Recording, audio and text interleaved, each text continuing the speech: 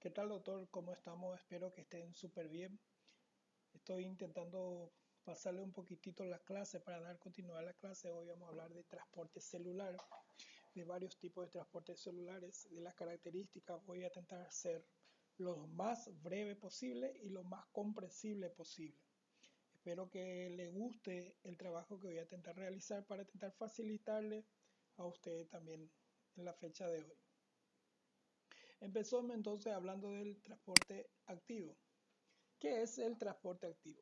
Es el transporte celular, es el intercambio de sustancia entre el interior celular y el exterior a través de la membrana celular o el movimiento de las moléculas dentro de las células también. Acá tenemos una pequeña imagen que vamos a estar hablando de cada uno para poder ir entendiendo. Entonces vuelvo a repetir, el transporte celular es el intercambio de sustancia entre el interior celular y el exterior a través de la membrana celular o el movimiento de moléculas dentro de la célula.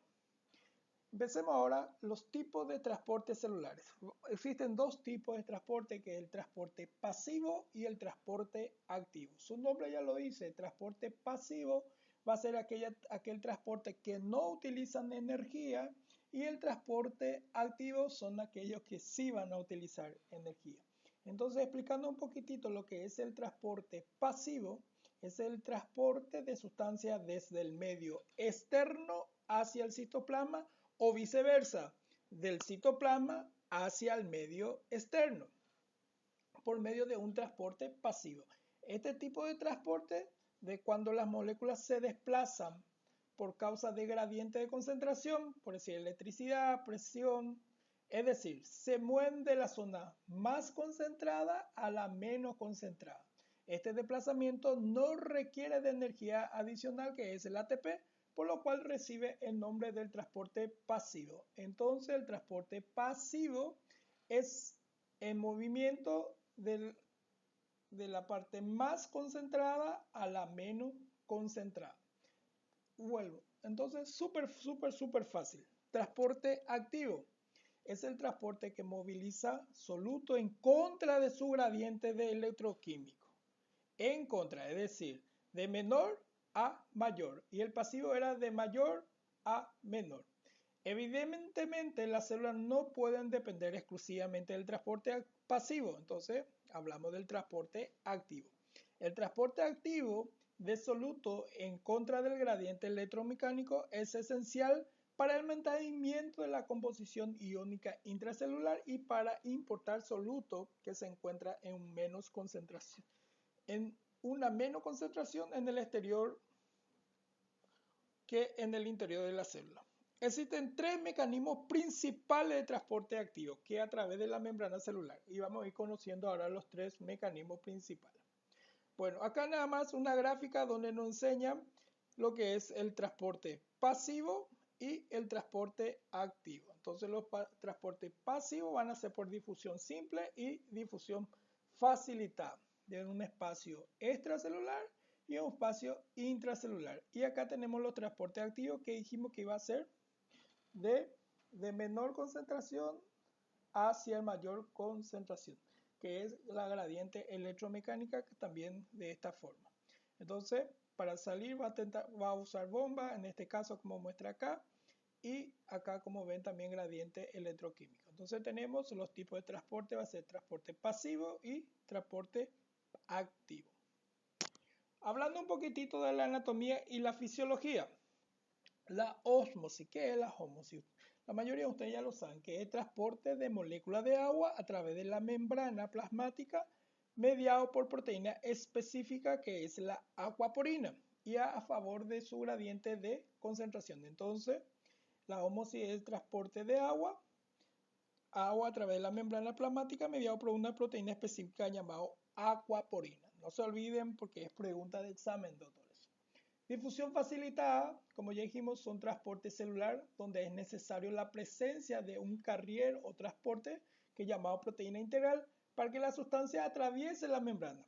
Sucede porque las moléculas son más grandes o insolubles en lípidos y necesitan transportado con la ayuda de proteínas de la membrana. Y luego hablamos de la difusión simple. ¿Qué es la difusión simple?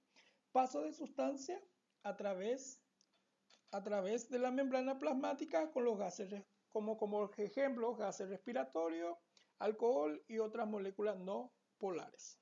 Entonces tenemos para la anatomía y la fisiología la ósmosis, que es el transporte del agua a través de la membrana, la difusión facilitada, que es el transporte celular, donde es necesaria la presencia de un carrier o un transportador, que es la proteína integral, que es la proteína integral, me imagino que en biología ustedes ya dieron, es aquella proteína que se encuentra dentro o entre la membrana celular. Y hablamos después de la difusión simple, que es el paso de sustancias a través de la membrana plasmática, que es paso de gases, por decir alcohol, también y otras moléculas no polares. Continuamos entonces. Acá para que vean un poquitito la ósmosis, que es el paso de agua a través de la membrana, dijimos que está la aquaporina, que es la proteína responsable para la permeabilidad del agua. Después tenemos la difusión facilitada, ¿sí?